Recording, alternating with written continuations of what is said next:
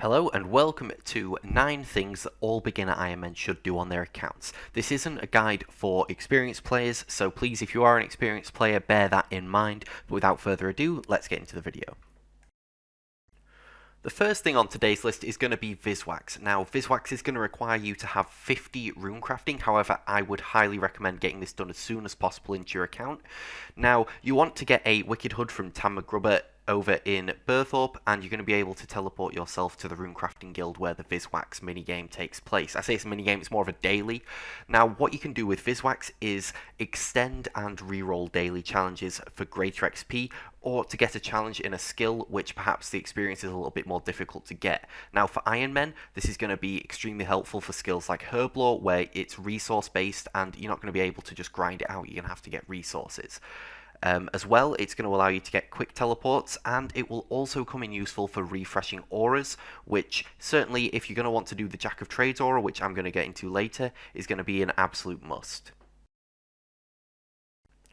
Now, the next up on the list is going to be buying stock from Slayer Masters. Now, Spryer here in Burthorpe actually has a completely separate stock to the other Slayer Masters, so you can essentially buy the stock you want from her, and then go to one of the other Slayer Masters in the world and buy the stock from them. The stock you're going to want to be buying is broad arrowheads for fletching and insulated boots. Now, you're not going to have the invention level to disassemble these, so what you're going to want to do instead is buy them and bank them. This is helpful because insulated boots are a cheap method of obtaining powerful components, which are very useful later on in invention.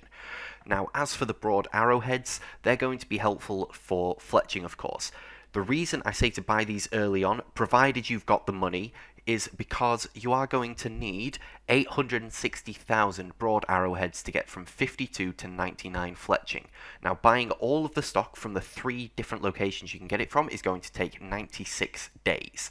So, if you get ahead of this, it means you're not going to be waiting around to train your fletching if you do choose to do the broad arrow method. Now, there are 3 places to go. 2 of them are 2 different Slayer Masters, so you've got Spryer and you've got one of the other Slayer Masters. You can buy 3,000 broad arrowheads from each of those. The final one is going to be in the Bandit Camp, which, in order to go there to buy the resources, you need to be skulled. The best way to get skulled is to speak to Mr. X in Edgeville, and then run yourself over to the Bandit Camp. Sculling means that the NPCs within the Bandit Camp aren't going to aggro you, so you're going to be safe there. Now, of course, if you're a hardcore Iron Man, I'm not going to recommend going here at all. But if not, you're going to be pretty safe. There is one downside to this, which is that to buy 3,000 broad arrowheads, it will cost you 150,000 GP, meaning you're going to be spending 450k a day doing this. So, of course, if you haven't unlocked High Alchemy yet, you are going to maybe struggle a little bit with this, but it's something to really bear in mind early on in the levels. Now, as well as this, what I would recommend is that once you've got these broad arrowheads, as soon as you hit 52, do the 9,000 broad arrows that you get every single day to minimize the amount that you're going to have to do overall. It's a very passive way of training your fletching, but within 100 days you should be able to get from 52 to 99 fletching. Now, one of the more obvious things you're going to want to be getting early on in your account is High Alchemy, which is going to require 55 magic and optionally 44 rune crafting to craft the nature runes if you don't want to go and buy them. Now, of course, this is going to be your main source of income, and it's, you know, we all know that High Alchemy in RuneScape is important anyway, but since you're not going to be able to sell items on the GE and the general store buys, or just stores as they are, buy items for the low alchemy price, getting high alchemy is going to be really, really important.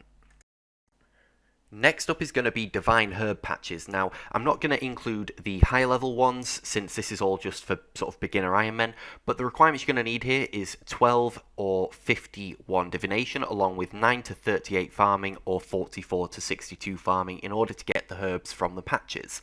Now, this is going to be really useful for getting you a variety of different herbs which you might struggle to get early on in the game. It's something I would recommend doing daily. The only issue is that it's going to require a certain amount of herbs to invest into it in order to get more out of it. So, for example, I found that I often had a lot of grimy irrits left over from Slayer and from just other things, so I'd be able to put those into creating this Divine Herb Patch, and rather than have a load of herbs I didn't need, it would allow me to get the potential to get more herbs that I actually want. Next up is something that I wish I'd done and I probably will now never get round to, which is maintaining my herbs. Now, throughout my account, I have always got my grimy herbs, thrown them in the bank, and cleaned them as and when I need them, and potted them as and when I need them. Now, this obviously for things like grimy dwarf weeds and stuff, maybe potting them isn't the best since you need them as a tertiary for other things. However, with the earlier on herbs, there is a lot of experience in this bank, as you can see, which has not been gained. And as well, a lot of potions I could have made that I just didn't because I was saving up those herbs. Unfortunately, because of the size of the task now, I'll probably never get round to actually doing this.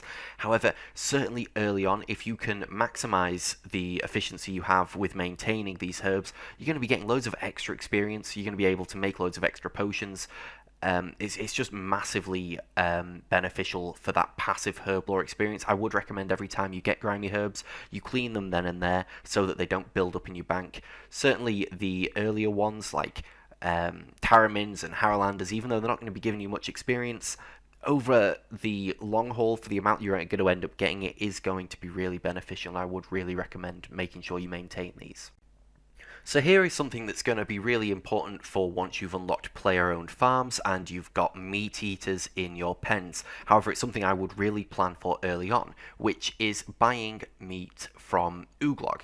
Now, this is going to require you to complete as a first resort quest, and it's also going to require about 400,000 GP per day in order to maintain. However, what this is going to do is allow you to buy 300 raw bird meat, 300 raw beef, and 100 raw rabbit a day in packs. It takes you about a minute to do, and this daily is going to provide complete maintenance over your entire farm, meaning that, you know, you're not going to have to scrounge around for different pieces to feed your animals. If you build this up early on, you're going to be able to, like I've got, just have a bank full of raw meat so that whenever your animals need feeding, you can just go in your bank, grab what you need and throw it in. Now, it is also worth noting that raw bird meat is going to be required for making the Spirit Terror Bird pouches, which is going to be a really good way of training your summoning. So again, it kind of works both ways. I would save the raw bird meat as the last thing that you add to the pen, just so you've got it in case you need to be training your summoning. But as you can see here, all of my player-owned farm animals currently eat meat, and every day I go buy this meat, throw it in, and I have some spare left over. So if I don't play for a few days and the animals tear through the meat, it means that I can just log in, feed them all with no consequence and not having to worry about not having the food to feed them. Next up is perhaps another obvious one, but I want to really pinpoint the importance of getting this early on and being done daily, which is Soul Reaper tasks. Now, Soul Reaper tasks are going to be really important for you getting your Hydrixes, which are going to give you the best in slot jewelry. Now, of course, early on you're not going to be able to kill many bosses, however you are going to be able to kill some early on. Barrows, Giant Mole, that sort of stuff is not going to be that difficult, even KBD. And although you might have to re-roll your task a few times and not get as many points, if you do this daily, it's going to build up so much. It's something that I really wish I'd done early on. Unfortunately, I was a hardcore Ironman at the time, and I was way too scared to die. But, you know, I've currently got about 740 Reaper points, but that has been something that I've had to grind out daily. If I'd have done the smaller tasks earlier on, I would have probably got a lot more unique drops anyway, but I would have had a lot more Reaper points to spend as and when I wished. Also, it's worth mentioning it's going to give you some really good low-level Slayer experience. Another one that's probably obvious to most is going to be the Kingdom of Miscellaneous. However, I want to just go over it because it is really important. Now, this is going to be a really good method of you getting things like herbs, as well as probably the best thing I would go for alongside herbs early on is getting some maple logs behind you so that you can make some arrow shafts for your broad arrowheads. Now, it is going to take some money to put into the coffers, and as well, there is a requirement of completing the Throne of Miscellaneous quest, or if you want to increase your profits, you're going to want to then complete the Royal Trouble quest to get the better management of the Kingdom of Miscellaneous. Now, this is the reward you're going to be able to get, is a lot of herbs, a lot of seeds. You can get, instead of seeds, you can get logs, fish, coal if you really want, although I wouldn't really recommend coal at this point.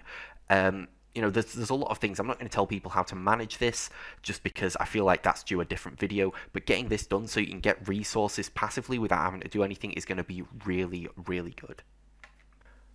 Oh, and the reason that I went for seeds is so that I can use them in player-owned farms. As you can see here, when I get my seeds, I just turn them all into seedy mush, so that when I get seed eaters in my pens, I can just feed them straight out without having to go and pickpocket master farmers for an hour or two.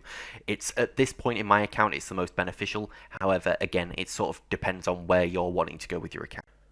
So we're up to the final recommendation, which is going to be the Jack of Trades aura. Now this is going to work most effectively alongside gaining Viswax daily, so that you can re-roll this and get it again. So once you've completed it first time, you can reset the aura for about 40 Viswax, I believe it is, and then you can do it all again.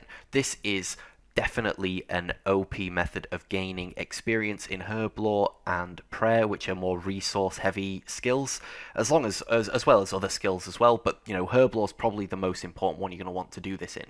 Now this isn't something you're going to be able to do right away. It's going to cost you a variety of loyalty points. Now the original Jack of Trades aura is going to cost you 15,000 loyalty points, which if you create a new account, you should have that within the first 4 months of your account.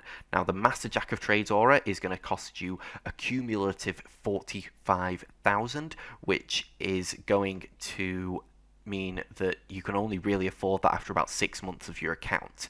Unless, of course, this is assuming you just go buy the normal membership and you're not buying any of the package deals and stuff like that.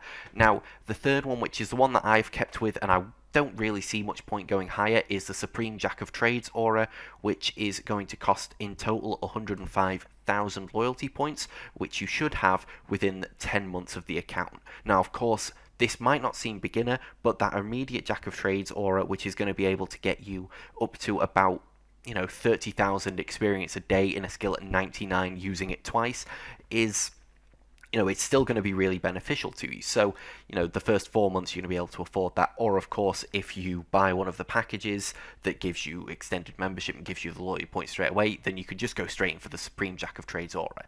Now, for those of you who don't know what Jack of Trades is, essentially you have to gain a certain amount of experience in a set number of skills within a 3-hour period. Or is it a 5-hour period? It's either 3 hours or 5 hours, which obviously is pretty easy to do. As you can see here, I'm going on a particularly terrible run. I haven't done Jack of Trades in a while when coming up to this, so I was a little bit off my pace. But essentially, with the normal Jack of Trades aura, I believe you need to be getting experience in 10 skills. With the Master, you need it in 15 skills. With the Supreme Jack of Trades aura, you need it in 20 skills. And with the Legendary Jack of Trades aura, you need 25 skills. Now, you can see a table on screen showing the experience you'll be getting at 99 in each of these. I won't go into the experience you'll get at each level, because that's kind of due a separate video on its own. And also, this is by far not an optimal route that I've taken on screen here. This is just a route I was doing to just crack on with it really and get something in the background of the video.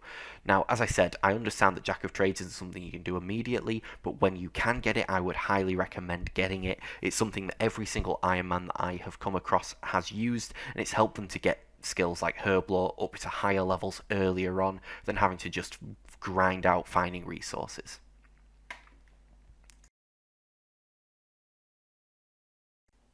So that's it. I hope this has been helpful. Of course, this won't be helpful for more intermediate and experienced players, but for beginner Ironmen, I'm hoping that this is going to help you to really get started on your accounts and build up some good habits going forward, so that you can, get your gains more efficiently. If you have enjoyed this video, please leave a like down below, and if you'd like to subscribe to see more of these videos, please do as well.